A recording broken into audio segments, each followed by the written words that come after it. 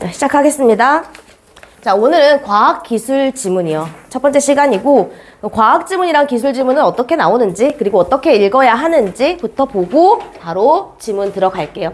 얘들아, 과학 지문이나 기술 지문에서 우리가 항상 꼭 같이 나오는 것들이 뭐예요?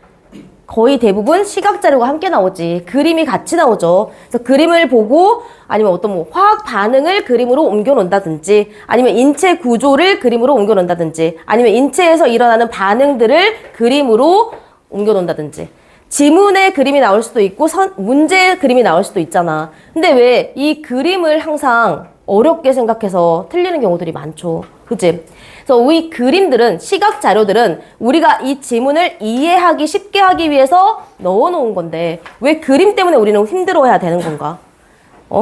왜냐면 지문의 내용을 잘 읽고 그 그림과 연결을 시켜서 지문에서 파악한 정보를 그림으로 옮겨 적어 놓으면 훨씬 더 쉽게 파악을 할 수가 있어요. 그래서 과학 지문과 기술 지문은 크게는 이렇게 나눠볼게. 과학 지문에서 많이 다루는 내용들은 뭘까요? 우리가 흔히 얘기하는, 우리 과학에서 하는 그런 과목들, 선택 과목들 뭐가 있어요?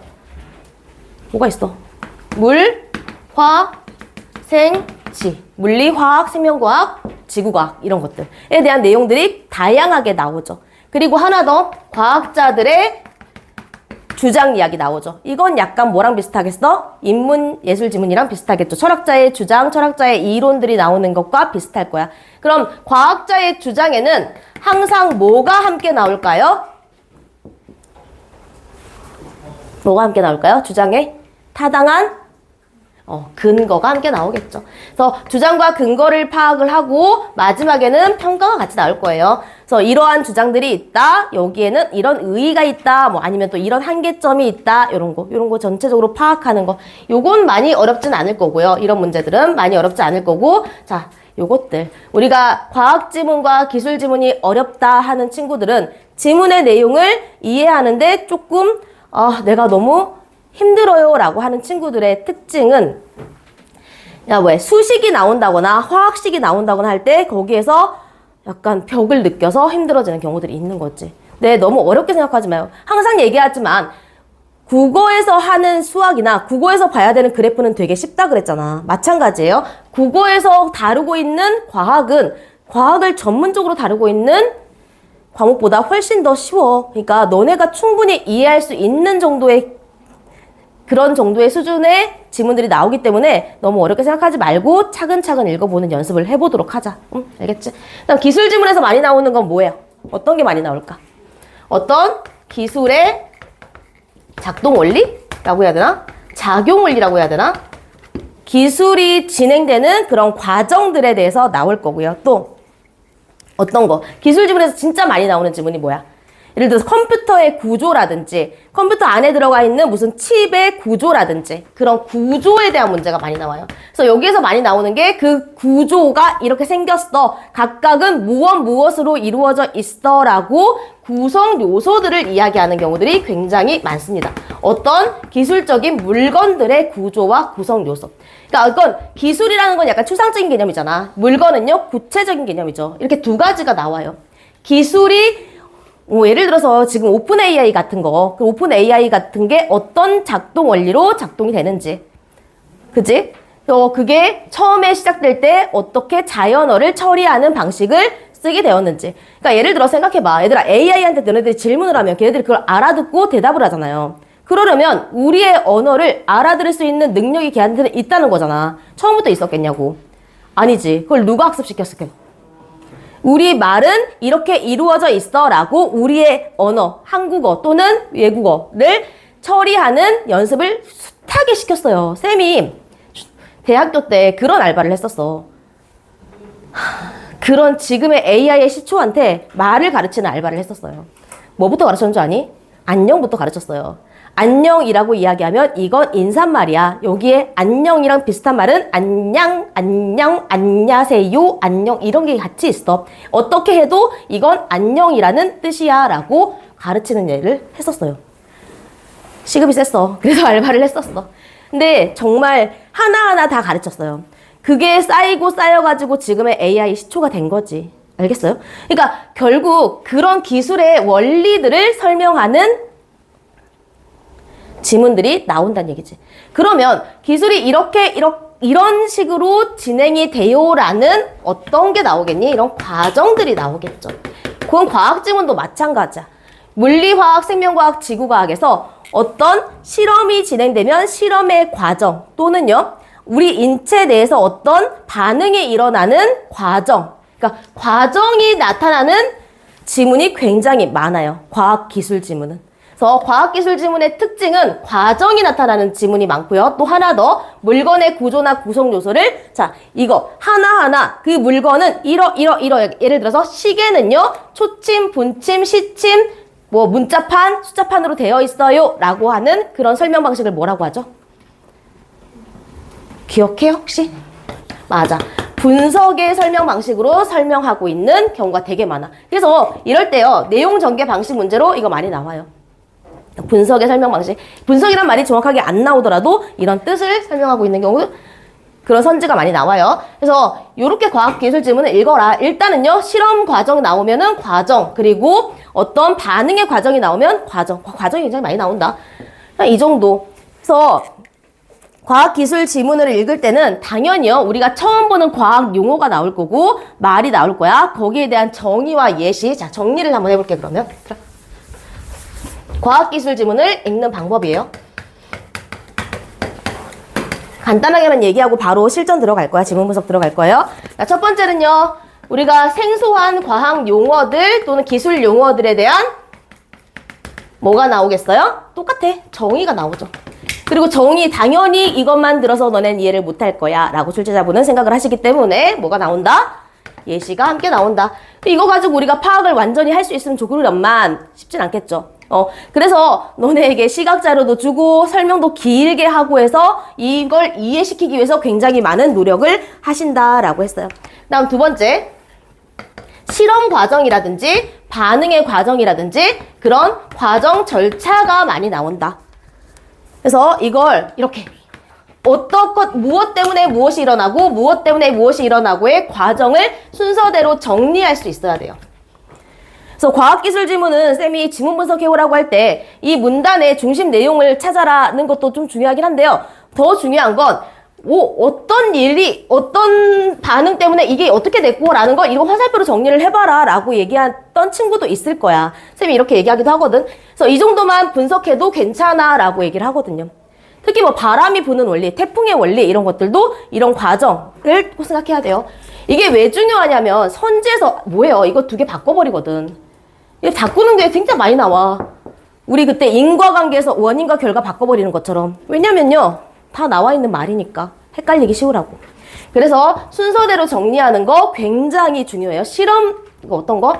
실험이라든지 뭐 어떤 반응이라든지 되게 많아요. 이런 절차에 따라서 일어나는 일. 다음, 특히 기술 지문에서는 어떤 기술적인 물건에 뭐라고 그랬어요? 구조, 구성 요소들. 그리고 여기 구조랑 구성 요소는 당연히 시각 자료가 함께 있는 경우가 굉장히 많죠. 그래서 뭐 컴퓨터에 뭐 칩을 이렇게 그려 넣어가지고 여기가 뭐고 이렇게 몇 개 나올 거야. 그럼 여기에 적혀 있어. 예를 들어서 생각이 안 나네요. A라고 적혀 있고 B라고 적혀 있어. 그러면 분명히 지문에는 있는 말인데 그림에 안 적혀 있는 것들이 있을 거란 말이야. 그래서 그것들을 우리가 채워가는 거.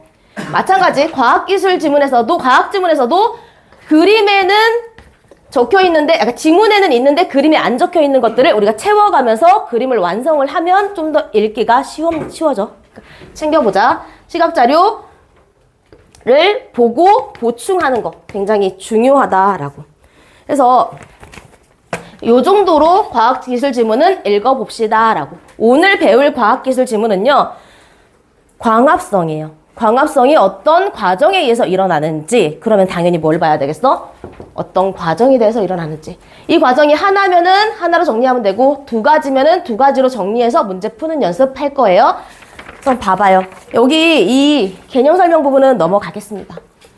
쌤이 여기 귀납, 연역, 유추 있잖아요. 요거를 설명을 할까 말까 진짜 고민을 많이 했거든? 왜냐면 논증 방법이라서 요거는 우리 3학년 2학기 내신 범위예요. 그래서 되게 중요해서 얘기를 할까 말까 고민했는데 이거 시작하면은 시간이 너무 많이 걸려. 그래서 요거는 이번에는 넘어갈게요. 그래서 귀납 연역 유추가 있다. 그 논증 방법이다. 논리적으로 증명하는 방법 중에 하나들이다. 라고만 알아두고 간단하게 설명을 할까? 다음에 할게요. 다음에 하겠습니다. 어차피 또 할 일이 있으니까 요거 넘어가고요. 요것도요. 자, 요거는 있잖아. 자, 이 전체 내용 한번 잠깐 읽어보고 정의가 나와 있는 부분 찾아볼게요. 그리고 요거를 한번 이해를 한번 해봐봐. 무슨 글인지. 한번 빠르게 읽고 한번 이해를 한번 해보세요.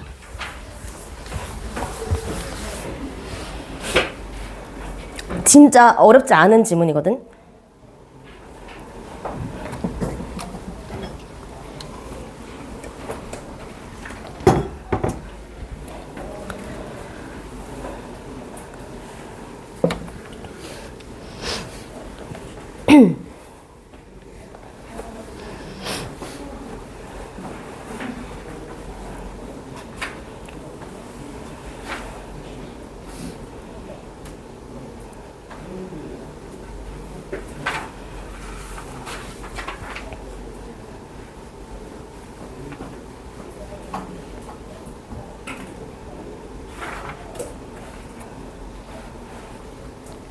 완성된 글도 아니고 해서 간단하게만 볼게요. 자, 첫 번째 문답의 첫 번째 글. CT의 원리는 이라고 돼 있어. CT의 원리는 뭐라? 방사선량의 차이를 이용하는 것이다. CT 원리를 뭐하고 있어 지금? 뜻을 설명해주고 있는 정의 부분 나왔죠? 그래서 X선을 360도, 자, 부연 설명 바로 나옵니다. 자, X선을 360도에 걸쳐 일정한 각도로 회전하면서 인체에 투사하고, 사람이 이렇게 대충 그릴게요. 사람이 이렇게 누워있어. CT 찍으려고 누워있으면 여기에서 360도에서 뭐가 들어온다? X선이 막 들어온다. 그래서 들어와서 처음 쏜 방사선량과 투과환, 그러니까 사람을 통과해서 나온 방사선량의 차이를 계산해보면 이 사람이 흡수한 방사선이 어느 정도인지 나와. 그러면 이게 나중에 이런 식으로 그림이 이렇게 나온다는 거지. 사람은 그대로. 그래서 이게 영상으로도 만들어지는 것. 이게 바로 CT의 원리다라고. 그러니까 예를 들어 선생님이 지금 이렇게 그렸지만 너네가 이걸 읽었어. 그러면 간단하게라도 이렇게 그림으로 그려보세요. 그러면 이런 식으로 되는구나 라고 좀 생각할 수 있어.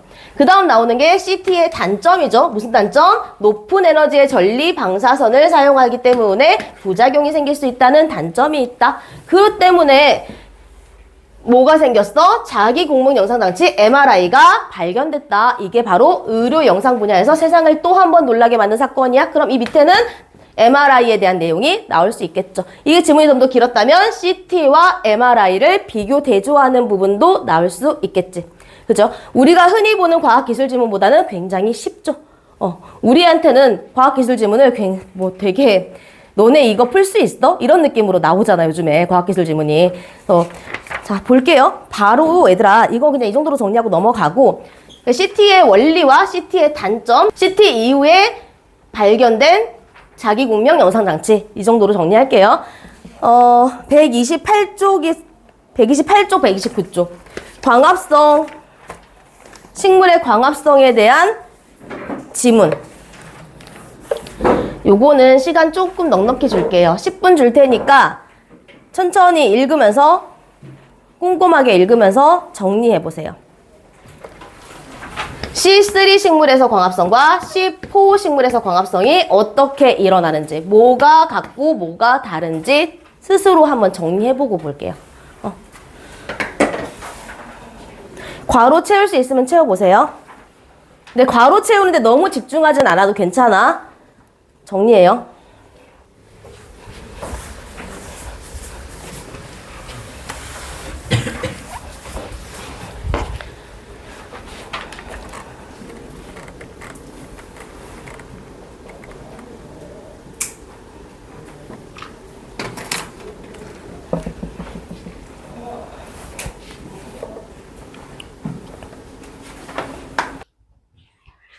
자, 오늘은 어휘 면집분을 좀 걸고 질문을 한번 해볼까요?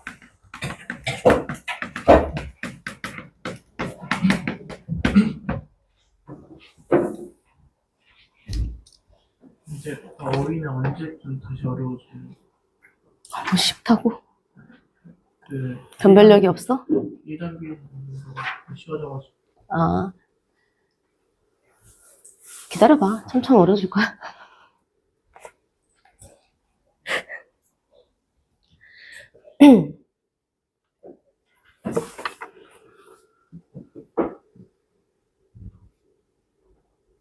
아, 근데 3학년 어휘 시험이 제일 쉬워, 쉽기는. 1학년 게 제일 어렵고, 2학년은 좀 양이 많아서 그렇지만, 제가 찾아 쓰는 거니까 좀 낫고, 3학년 게 원래 제일 쉽긴 합니다. 양도 적고. 다시는 외우긴 외워야 돼. 볼게요.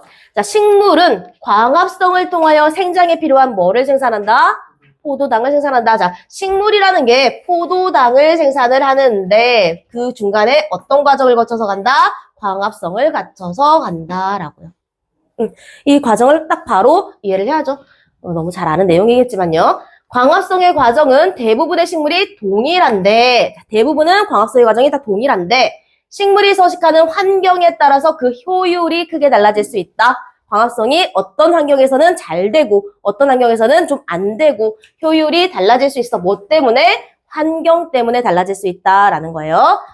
그래서 어떤 식물들은 일반적인 식물과 다른 방식으로 광합성을 하도록 진화하였다. 자, 그래서가 나왔네. 그래서가 나왔다는 건 자, 봐봐. 환경에 따라서 효율이 다르기 때문에 어떤 식물들은 일반 식물들과 다른 방식으로 광합성을 하도록 진화했대. 그럼 이 어떤 식물들은 효율이 좋은 환경에 서식하는 식물이겠니? 효율이 안 좋은 환경에 서식하는 식물이겠니? 효율이 떨어지는 곳에, 떨어지는 환경에 서식하는 식물들은 일반적인 식물과 다른 방식으로 광합성을 하도록 진화를 했겠지. 이해돼요? 응? 어떤 환경에서 효율이 떨어지는지는 아직 모르지만 어떤 환경에서는 효율이 떨어져. 그곳에서 서식하는 식물들은 일반적인 식물과 다른 방식으로 광합성을 하도록 진화를 했다. 이해되죠? 그렇다면 이들이 누구야? 이 어떤 식물들의 광합성 방식은 일반적인 식물과 어떤 차이가 있을까라고 서두를 던졌어요. 그러면 얘들아, 밑에 뭐가 나오겠니? 일반적인 식물의 광합성 방식과 그 어떤 식물, 효율이 떨어지는 곳에, 효율이 떨어지는 광합성 효율이 떨어지는 환경에 서식하는 이 식물들이 광합성을 하는 방식이 밑에 나오겠죠. 그게 일반적인 식물의 광합성 방식은 C3, 어떤 식물, 효율이 떨어지는 곳에 서식하는 식물들의 광합성 방식은 C4, 이렇게 나눠서 설명하고 있잖아. 그치? 정리를 했다. 그다음에 바로 C3는 어떻게 되는지, 일반적인 식물은 어떻게 광합성을 하는지 바로 넘어가 볼게요.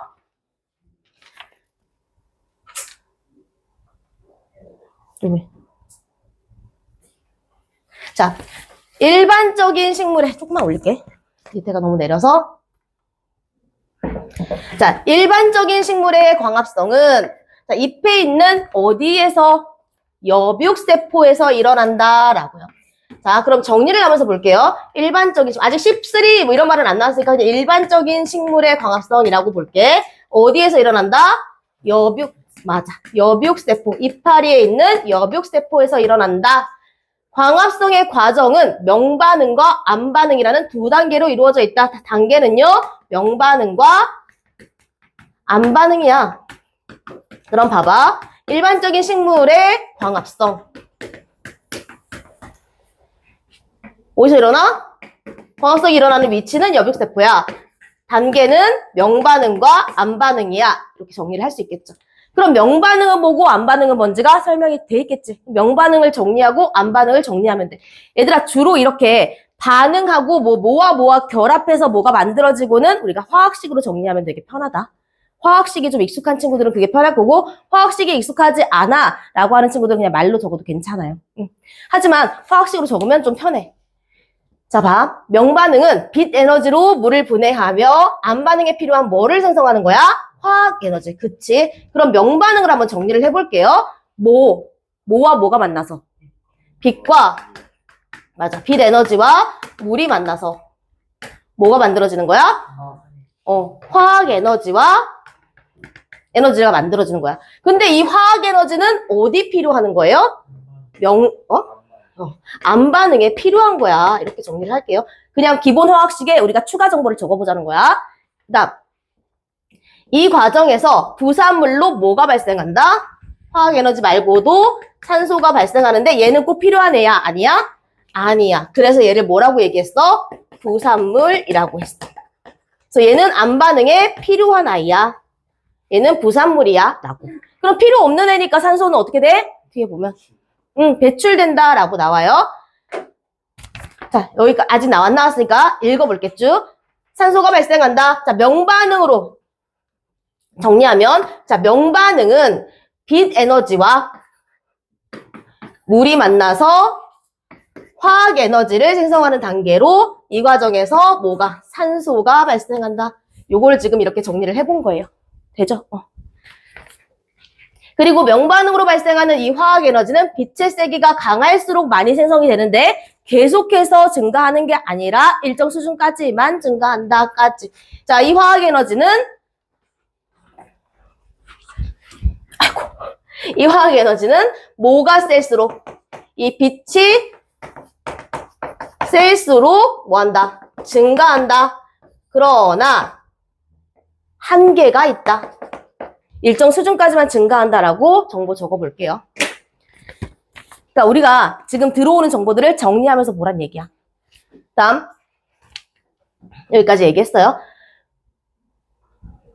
했고요. 자, 명반응 과정에서 발생하는 산소는 필요가 없기 때문에 자, 포도당을 생성하는데 불필요한 요소이기 때문에 식물은 잎 뒤에 주로 분포되어 있는 자, 기공으로 산소를 배출한다라고요.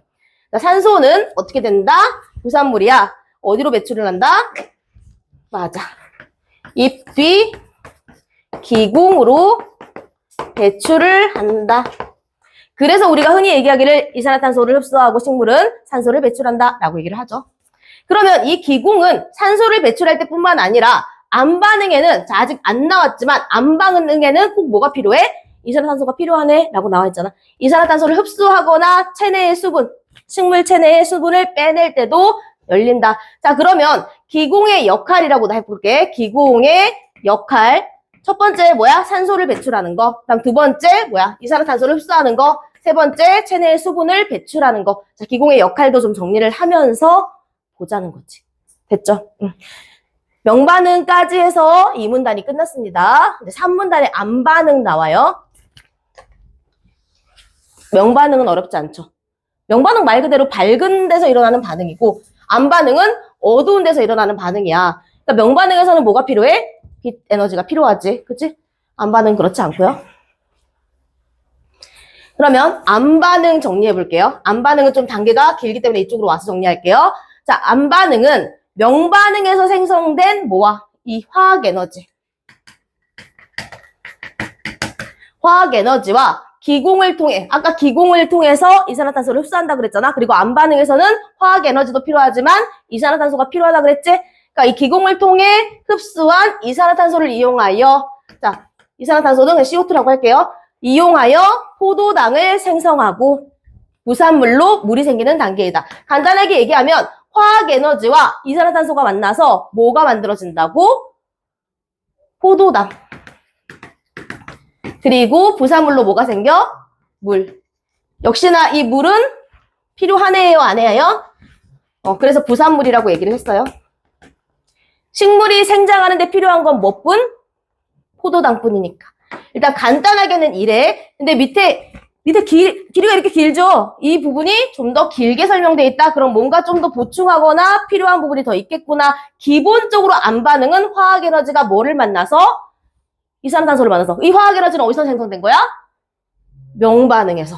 돼요? 되죠? 그래서 만나서 포도당과 물을 생산하는 거야 라고 정리를 했어. 안반응이란 화학에너지와 이산화탄소가 만나서 포도당과 물이 생기는 거다. 이렇게 정리됐죠? 안반응 과정은 켈빈 회로를 통하여 진행되는데 자, 켈빈 회로가 뭔지 우리는 전혀 몰라. 하지만 읽어볼게요. 얘기를 해줄 거야, 우리한테. 대기로부터, 자, 이게 바로 켈빈 회로의 과정입니다. 대기로부터 흡수된 이산화탄소는 자, 켈빈 회로. 여기서 지금 갑자기 켈빈 회로가 나왔기 때문에 우리는 켈빈 회로를 여기 위에는 일단 조금 지워도 괜찮겠죠? 켈빈 회로에 대해서 한번 정리를 해볼게요. 켈빈 회로가 어떤 과정인지. 자, 켈빈 회로는 뭐의 과정? 뭐가 켈빈 회로를 통해서 이루어진다고? 역시나 암반응이에요. 그러니까 여기 정리하면서 볼게요. 켈빈 회로를 통하여 진행이 되는데 대기로부터 흡수된 이산화탄소 CO2가 뭐랑 결합한다? RUBP랑 결합을 합니다. 그래서 이 결합은 중간에 어떤 촉매를 통하여 촉진된다? 루비스코라는 촉매를 통하여 촉진이 된다. 이산화탄소와 RUBP가 결합을 하는데 중간에 뭐가 필요하다? 루비스코라는 촉매가 필요하다. 물론 없어도 반응은 일어나지만 있으면 빨리 되는 거 알고 있죠? 어쨌든 이렇다. 이 결합으로 뭐가 생겨? 3개의 탄소가 결합한 3탄당이 형성이 되고 됐죠? 이 3탄당이 다시 뭐가 돼? 3탄당은 화학적 변환 과정을 거쳐 포도당을 생성하게 된다. 따라오고 있죠? 따라오고 있는 거지. 3탄당이 이산화탄소와 RUBP가 루비스코라는 촉매의 촉진을 받아서 반응을 하면 3탄당이 형성이 되고요. 그 다음 이 3탄당은 다시 화학적인 화학적 변환 과정을 거쳐서 포도당을 생성을 한다고. 그 다음 포도당을 생성을 한 다음에 남은 게 있을 거 아니야? 플러스 남은 거. 이 남은 것들은 다시 뭐로 재생이 된다고? 다시 뭐라고? RUBP로 다시 재생이 된다고. 그럼 얘가 다시 이렇게 돌아가서 다시 3탄당을 생성을 하고 그 3탄당에서 포도당으로 바꾸고 남은 것들은 다시 RUBP로 재생돼서 다시 가고. 그러려면 얘들아 여기에는 항상 뭐가 필요하겠니? 이런 암반응에는 얘는 돌아간다고 치자. 얘가 꼭 필요하겠죠. 이산화탄소가 필요하게 되겠지. 되죠? 되는 거 맞지? 어려운 내용은 아니잖아. 그래서 남은 화합물은 RUBP로 재생이 되어 이산화탄소와 결합되는 과정이 다시 진행이 된다. 이러한 순환 과정을 켈빈 회로라고 한다라고요. 여기서부터 어디까지? 여기. 대기로부터 흡수된 이산화탄소가 RUBP랑 결합하고 그게 3탄당으로 형성이 되고 이 3탄당이 화학적 변환 과정을 거쳐 포도당을 생성하고 그 남은 건 다시 RUBP로 재생되고 얘가 다시 반응하고 재생되고 반응하고 재생되고 하는 이런 과정, 순환 과정을 켈빈 회로라고 한다. 자, 여기까지가 켈빈 회로의 내용이에요. 근데 켈빈 회로의 내용을 글로만 읽으면 우리 진짜 이해가 힘들어. 그러니까 그냥 적어보라고. 이게 이렇게 순환하는 거구나 라고 정리해보자는 거예요. 자, 켈빈 회로로 포도당이 생성되려면 일정 수준 이상의 당연히 뭐가 필요하겠어? 이산화탄소 농도가 필요하겠지. 왜냐면 얘는 재생이 되지만 이산화탄소는 어디서 가져와야 되는 거잖아. 그러니까 얘가 있어야 된다고. 이산화탄소 농도와 적정한 온도 등의 환경이 갖추어져야 한다. 그렇지 않으면 RUBP가 이산화탄소와 결합하는 비율이 당연히 낮아져서 광합성 효율이 떨어지겠죠. 이해되죠?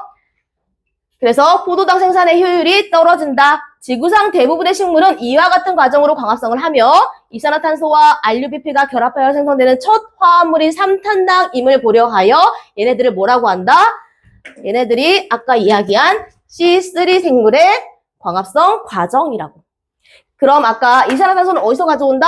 얘네들은 기공을 통해서 흡수해야 된다. 그럼 기공을 열어야 이산화탄소를 흡수할 수 있겠죠. 되죠? 되지. 이게 C3 식물의 광합성 과정입니다. 자, 그런데 보겠습니다. 그런데 C3 식물은 언제 안 좋다? 기온이 높거나 건조할 때. 자, 첫 번째 조건 기온이 높거나 두 번째 조건 건조할 때. 이걸 한마디로 고온 건조라고 하지. 그치? 이런 환경에서는 광합성의 효율이 저하되는 한계가 있다. 왜냐? 기온이 높거나 날씨가 건조할 때 기공을 열면 자, 생각을 해봐. 잎의 뒷면에 있는 구멍인 기공을 확 열면 수분이 확 떨어지겠지. 왜? 건조하니까 말라버리겠지. 체내의 수분이 지나치게 배출되므로 식물은 기공을 열지 않아. 기공을 안 열면 뭐를 흡수할 수가 없어요? 그치. 이산화탄소를 흡수할 수 없게 되는 거야. 그래서 포도당의 생산이 어려워진다. 식물은 잘 생장하지 않아. 아까 얘기했잖아. 식물이 생장하는 데 필요한 게 뭐야? 포도당이니까. 포도당이 생산이 안 되면 생장을 할 수 없다. 가령 이상기후 현상으로 인하여, 가령 예시예요. 고온의 기후가 지속되는 상황이 발생하면 이와 같은 문제가 심화될 수 있지. 그지? C3 식물이자 대표적인 식량작물인 어떤 게 있어요? 쌀과 밀 같은 우리가 주식으로 삼고 있는 이런 식물들의 생산량이 감소하는 문제로 이어질 수 있어. 왜? 뭘 못하니까? 생장을 못하니까. 이에 따라 C3 식물과 다른 방식으로 광합성을 하여. 자, 다른 방식으로 광합성을 하는 아이들, 아까 맨 앞에 얘기했던 어떤 식물들 이야기하는 거죠. 어떤 환경 때문에 다른 방식으로 광합성을 하는 아이들. 고원에서도 잘 자랄 수 있는 C4 식물에 대한 연구가 활발히 진행되고 있다. 그 C4 식물이 뭐냐? 옥수수, 조수수 같은 건데 걔네들은 그러면 어떤 과정에서 광합성이 일어나는지 한번 생각해 보셔도 되겠지. 지울게요.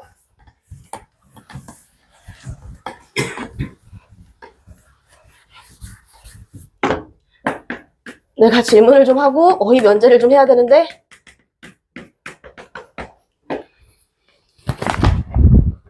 어휘 면제권을 걸고 물어보겠습니다. 자, 보세요. 이런 C4 식물들은 두 개의 공간에서 광합성이 진행된다는 특징이 있어. 아까 C3 식물은 어디에서 광합성이 진행된다고 했죠? 여비옥세포. 그치? 하나에서만 진행이 됐어. 거기에서 켈빈 회로가 돌고 있었어요. 근데 C4 식물은 공간이 두 개야. C4. 일반적인 식물이 C3였어요. 이제 C4 나왔습니다. C4 식물은 두 개의 공간이야. 광합성이 진행되는 공간은 아까 위치라고 했지만 똑같이 볼게요. 뭐랑 뭐? 첫 번째 공간인 어디? 여비옥세포. 다음 두 번째 공간이 어디야? 유관속초세포. 그치요? 공간은요, 둘이 있어. 여비옥세포와 유관속초세포. 그래서 이 두 가지 공간에서 어떻게 진행이 되는지만 알면 이제 끝난 거겠죠. 그래서 보자. 여비옥세포는 C3 식물과 같은 방식으로 명반응이 일어나는 곳이야. 명반응 아까 뭐? 물과 빛 에너지가 만나서 뭐를 만드는 거? 안 반응에 필요한 화학 에너지와 부산물로 산소를 만드는 그 반응. 그치? 그게 일어나는 거야. 이 식물의 여비옥세포에는 이산화탄소와 결합하는 역할을 하는, 이게 차이점이네. 아까 PEP라는 말을 봤어? 안 봤어? 안 봤지. 그럼 얘가 뭐가 다른 거예요?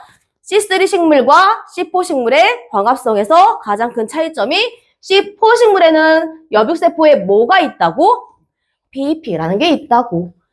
그러면 정리를 좀 하면서 읽어야 돼요. 얘들아, 이게 만약에 문제가 이렇게 나왔어. 우리 뒤에 문제 한번 볼래?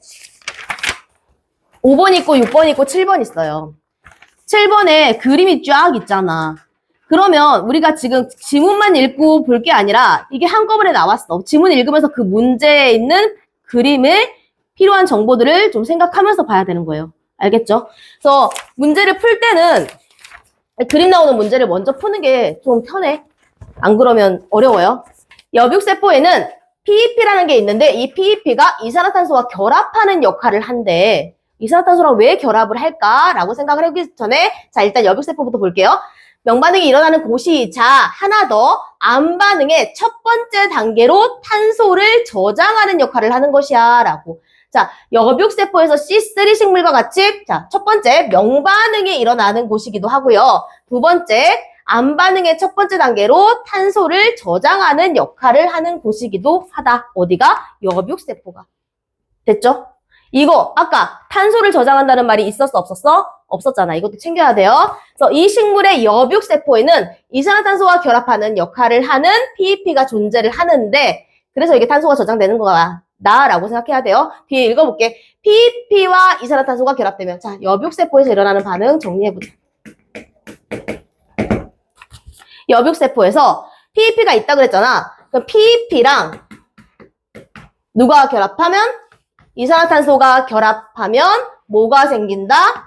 맞아. 사탄당이 생긴다. 됐죠?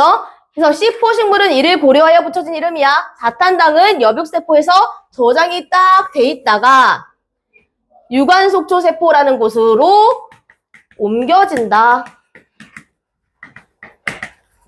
사탄당이 그대로 이렇게 옮겨진다는 거지. 되지?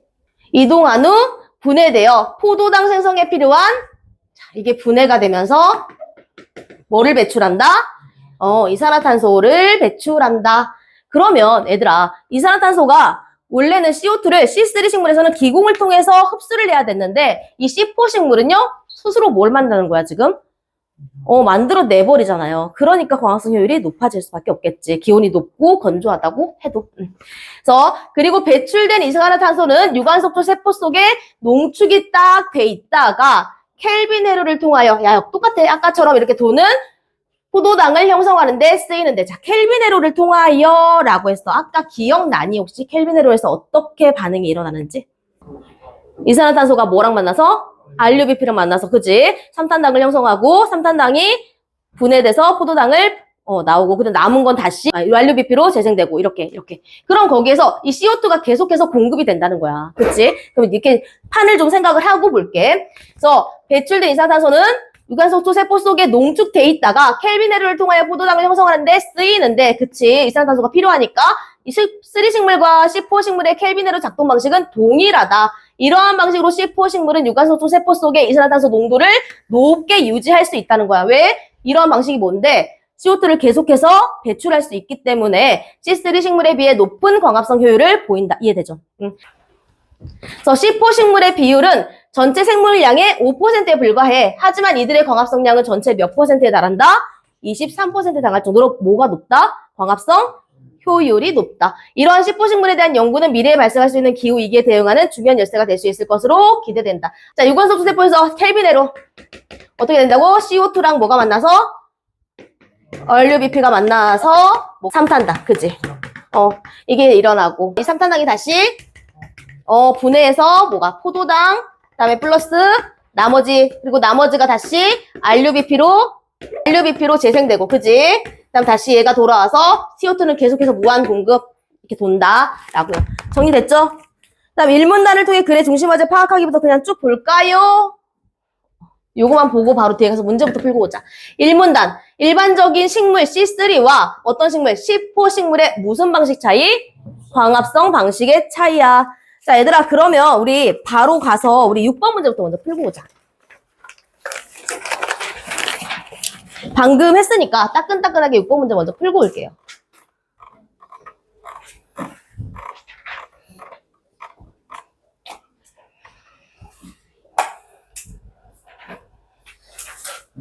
자, C3 식물의 켈빈 회로, 광합성 방식, 그다음 C4 식물의 광합성 방식. 당연히 이 문제는 나올 거라고 생각을 했어야 돼.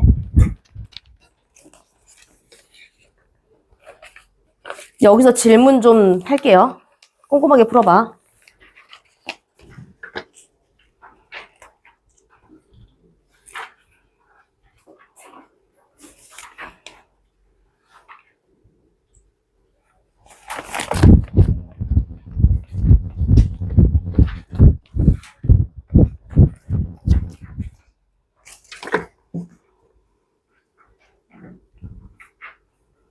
A, B, C가 뭔지부터 파악해야 되겠죠? 이 장소부터 파악해야 돼. A, B, C의 장소부터. 거기가 어디인지.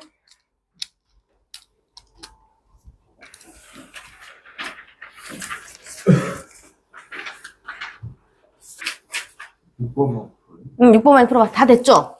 됐지? 자, 바로 질문할게요. 얘들아, C3 식물의 광합성, C4 식물의 광합성이야. 하나의 공간에서 일어나고 두 개의 공간에서 일어나. 그럼 A, B, C는 굉장히 쉽게 찾을 수 있었을 거야. 자, A는 내가 질문을 할게요. 재율이. 맞습니다. 여백스텝. 너무 쉬운 건데 어휘 면제권 가능? A, B, C는 솔직히 여의 면제권에서 좀 제외를 할게요. 자, B는 재환이. 응? B는 어디냐고. 맞아, 여백세포야. 그 다음 C는 현서. 왜 웃어? 웃지 말고 대답을 해줘. C는 어디예요? C4 식물의 광합성은 두 군데서 일어난다고 했어. 두 번째 공간이 어디야? 우리 현서 오늘 잤니? 놀았니? 자, 서원이. 맞아, 유관속초. 야, 현서야.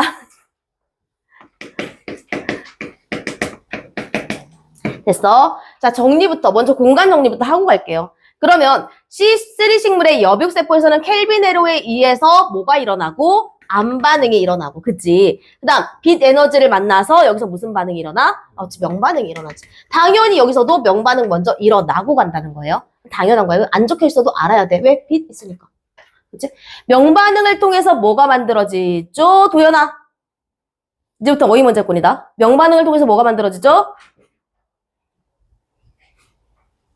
유효한 거. 기다리세요. 자, 3, 2, 1. 자, 재율이. 화학에너지. 오, 맞아요. 명반응을 통해서 암반응에 필요한 화학에너지가 생성이 되죠. 왜 이러십니까? 오늘 정말 우리 어휘면제권의 신재율 씨 당당하게 이름을 올려볼게요. 왜? 부산물도 말해야지. 아, 내가 아까 유효한 것만 이야기라고 했어. 유효한 것만. 부산물은 산소. 산소는 뭐야? 필요 없어서 배출된다 했었죠. 자, 화학 에너지를 가지고 암반응을 한다. 그럼 암반응에서는 무슨 반응이 일어난다? 자, 암반응에서는 뭐와 뭐가 결합하는지 누가 먼저 노래? 정윤이. 응. 맞아. 이산화탄소와 RUBP가 결합한다. 맞아. 맞고요. 여기 중간에 촉매로 뭐가 촉진 역할을 한다? 루비스코. 그치? 촉매. 자, 우리 정윤이도 여기다 올려볼게요. 맞아. 이렇게 정리할게. 자, 그래서 이산화탄소와 RUBP가 만나서 암반응에서 이게 뭐가 형성이 된다? 뭐가 형성이 된다? 까지 얘기를 해볼까? 응. 뭐가 형성이 돼? 맞아. 삼탄당. 그리고 삼탄당이 분해돼서 포도당. 그리고 나머지는 다시 RUBP로 재생되고 그 과정이 켈빈 회로라고 했어요. 자, 이산화탄소 여기 볼게요. C4 식물의 광합성이야. 자, 명반응은 똑같이 일어나. 명반응에서는 뭐가 생겨요? 화학 에너지가 생기지. 그리고 자, 여기서 중요한 건 있잖아. 여백세포에서 일어나는 반응과 유관속초세포에서 일어나는 반응을 좀 정리를 하면서 봐야 돼요. 그래서 여백세포에는 뭐가 있고 여기서 무슨 반응이 일어난다고 했는지 요거 대답해 볼 수 있는 사람. 여백세포에서 일어나는 반응. C4 식물의 여백세포에서 일어나는 반응. 자, 먼저 기회를 줄게요. 손을 한번 들어보세요. C4 식물의 여백세포에서 일어나는 반응. 서준이. 이산화탄소랑 뭐가 결합해? 여백세포가 결합. 다시 정리해서 얘기해봐. 뭐랑 뭐가 결합한다? 맞아. 여백세포에 있는 PP가 결합해서 뭐가 생성된다 그랬지?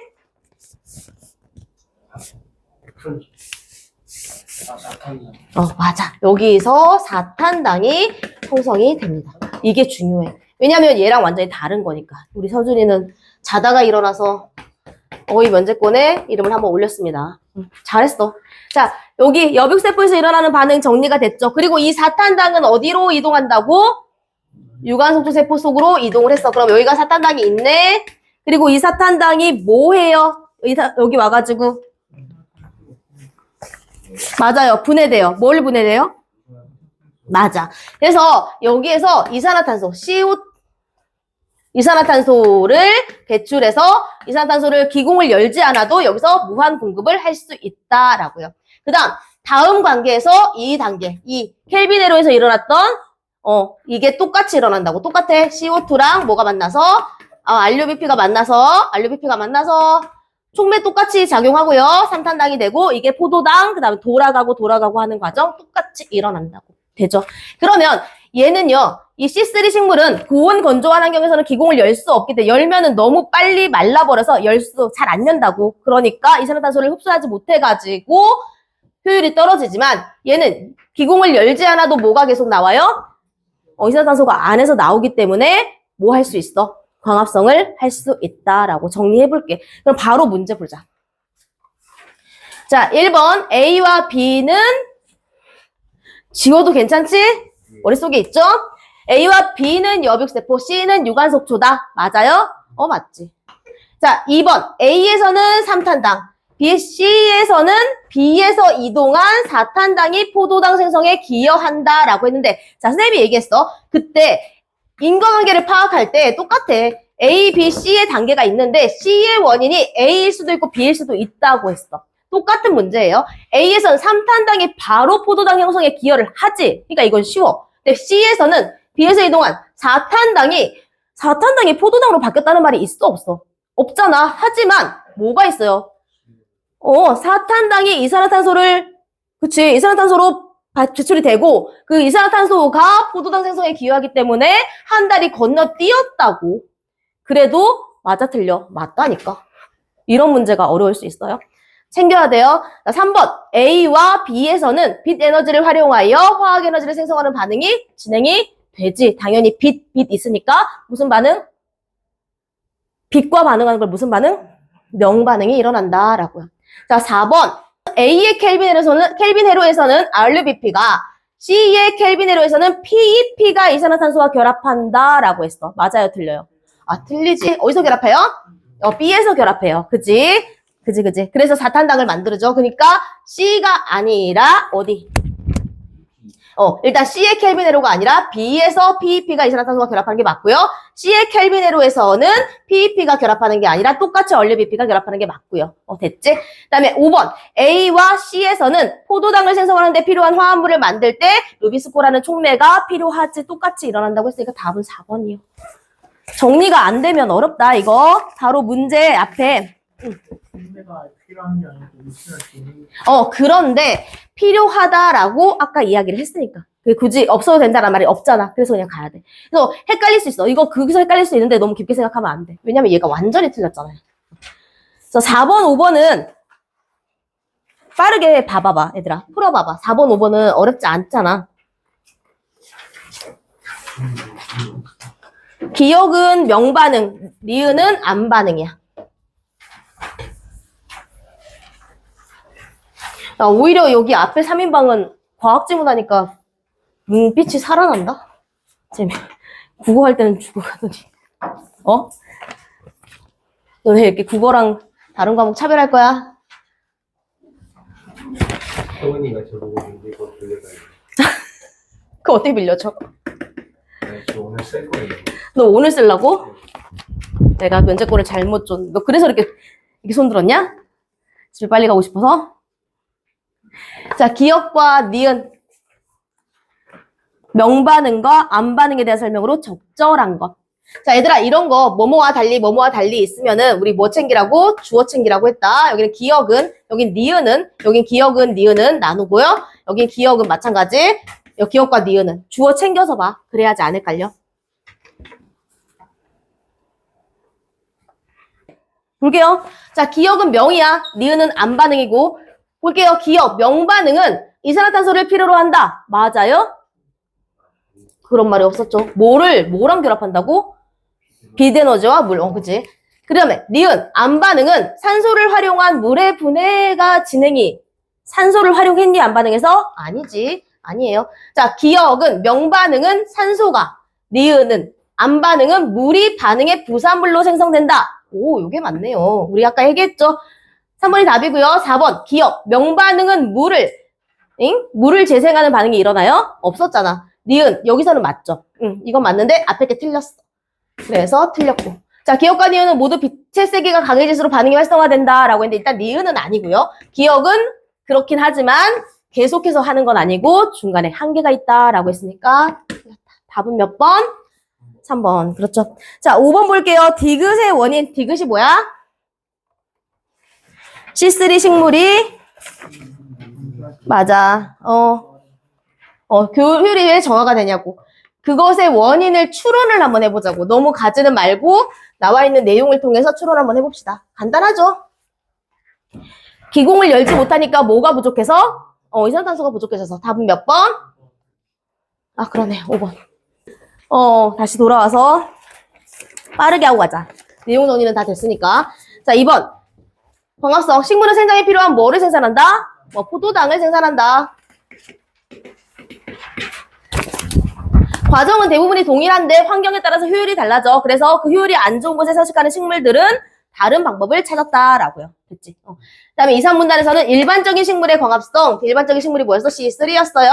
자, 이게 뭐야? 빛 에너지로 물을 분해했다. 무슨 반응? 명반응. 안 적을게. 명반응에서 생성된 화학 에너지와 뭐를 통해? 자, 뭐를 통해 흡수한? 맞아. 기공을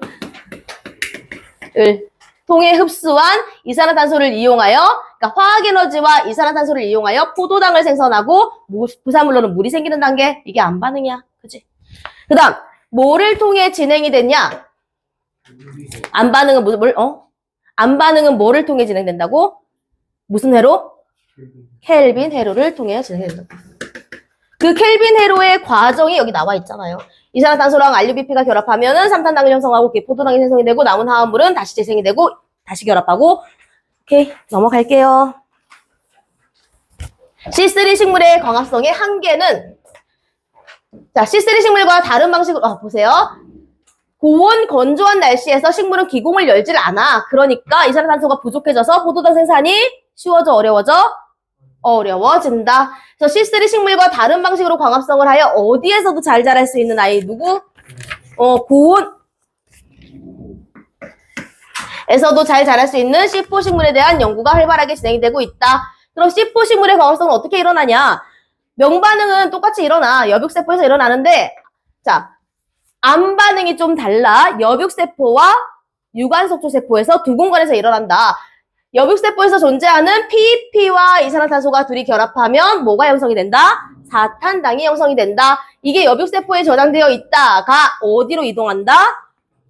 속초세포 아니고 유관속초세포로 이동한 후 분해되어, 자, 사탄당에서 뭐가 배출이 된다?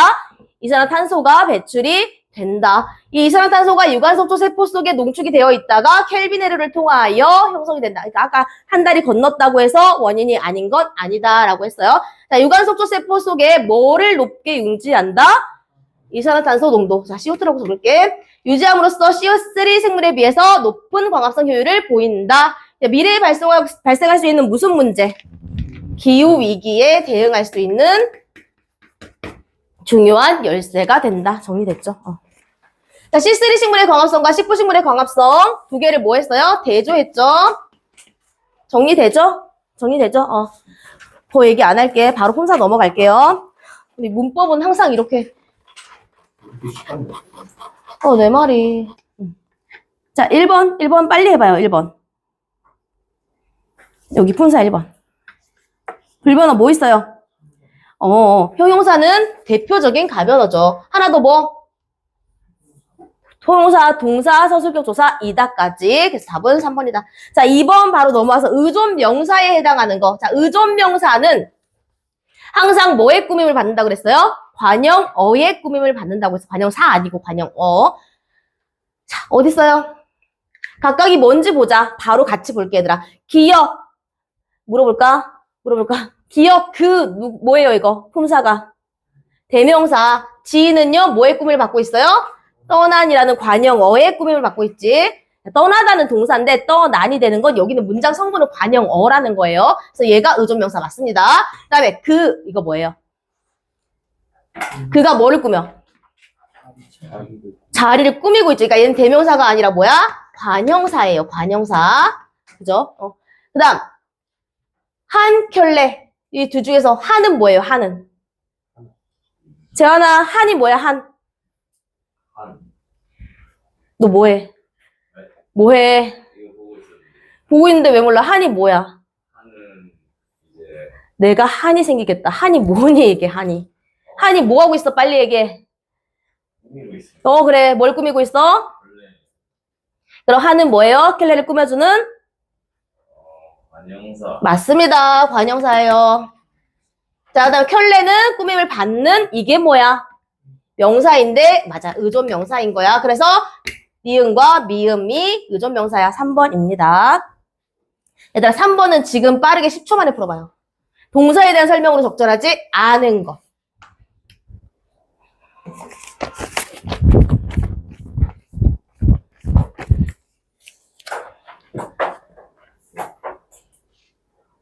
몇 번? 10초 몇 번이에요? 얘들아, 동사는 명령형과 청유형이 된다고 했어, 안 된다고 했어? 돼요. 형용사는 돼요, 안 돼요? 안 돼요. 그러면 명령형이나 청유형으로 쓰이지 않는다, 맞아요? 아니지. 답은 1번이고요. 자, 뭐뭐 하려고, 뭐뭐 할 거야, 뭐뭐 하고자 라는 것과 결합할 수 있는 건 동사야. 형용사는 예쁘려고 내가 어디 간다? 이거 안 된다 그랬어. 그 다음, 현재 시제와 결합할 수 있는 현재 시제 선어말 어미라든지 현재 시제 관용사형 어미, 는과 결합할 수 있는 건 동사야. 현재 시제가 안 되는 건 형용사야. 하지만 예쁘다라는 형용사에 니은이라는 관용사형 전성어미가 결합하면 이렇게 꾸며줄 수 있는 관용사형 전성어미 니은은 결합할 수 있다고. 뭐가 안 된다는 얘기야? 현재 시제 관용사형 어미 예쁘는이 안 된다는 거야. 이게 안 된다는 거예요. 이게 안 된다는 거야. 이건 돼요. 알겠지? 예쁘는 꽃 돼, 안 돼? 안 되잖아. 애기 말 같잖아. 그치? 그래서 애기들이 이게 잘 헷갈리니까 자꾸 이상한 소리를 하는 거예요. 이렇게. 예쁘는 꽃, 이렇게 해서 약간 이상해요? 그래서 사람이나 사물의 움직임, 이거 맞고요. 답은 몇 번이니? 1번이죠. 자, 4번이요. 자, 보기에 대한 설명으로 적절하지 않은 것입니다. 그러면 우리 각각 품사 한번 보자. 자, 여기 봐봐. 내가 한 명씩 짚어서 물어볼게. 자, 옛날 품사로 한번 나눠볼게. 단어로 한번 나눠봐, 이거. 어떻게 나눠볼까? 나누기부터 먼저 해보자. 옛날, 그 다음 사진을, 조사는 따로 나눠줘야 되니까. 자, 이거 어떻게, 보와 니는 나눠, 안 나눠? 안 나눠. 왜? 얘는 어미거든. 그래서 하나 단어입니다. 자, 그리운, 친구, 한, 명, 이. 맞아. 그럼 옛날은 무슨 품사예요, 도연아?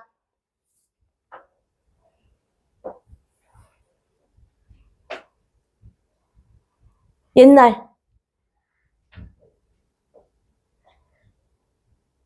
뭘 봐. 그냥 생각나는 대로 얘기해도 괜찮아. 안 어려워.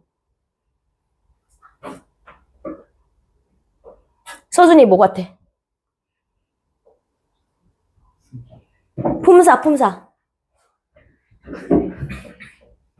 너네 진짜 품사 지식 어떡할래? 자, 옛날은요, 명사야, 명사. 명사야. 근데 옛날에 왜 조사가 결합을 안 해 있냐? 생략된 거야. 자, 생각을 해봐. 옛날 사진, 중간에 어떤 조사가 생략돼 있을까, 재환아?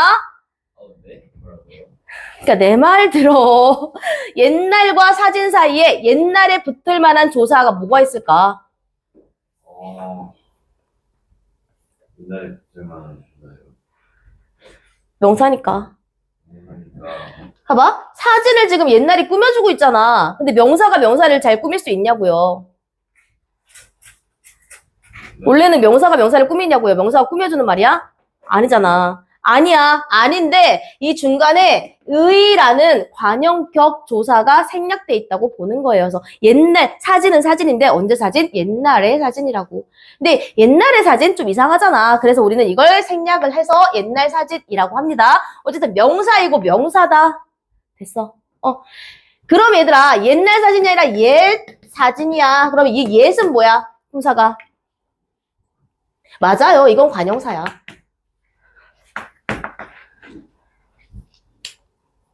클릭하지 말래. 이건 관형사야. 왜 관형사야? 얘는 혼자 쓸 수 없어. 맞아. 사진을 꾸며주는 역할로만 쓸 수 있으니까. 문장에서 옛 안 된다고. 대답할 때 옛 아니고요. 옛 안 된다고. 그래서 옛날은 명사야. 사진도 명사야. 을은 뭐니? 조사고요. 보니.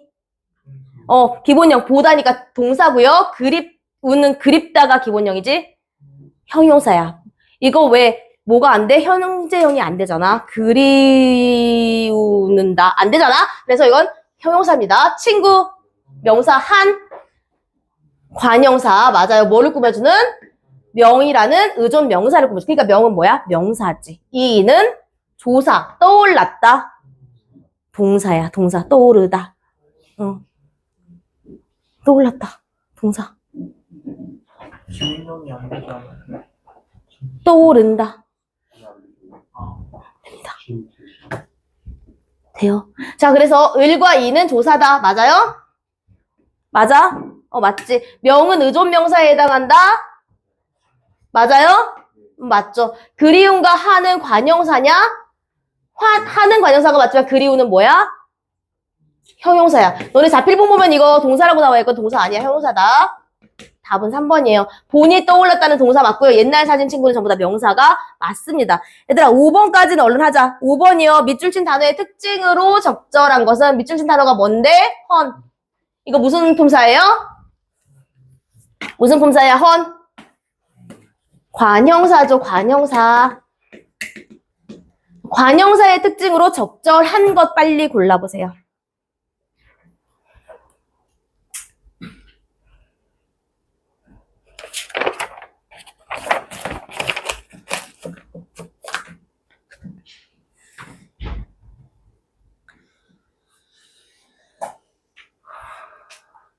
몇 번이에요?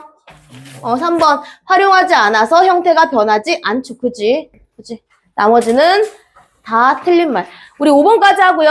6번부터 10번까지는 숙제할 때 같이 해가지고 오세요. 다음 주 수업할 때 이거 같이 풀고 끝낼 거예요. 알았죠?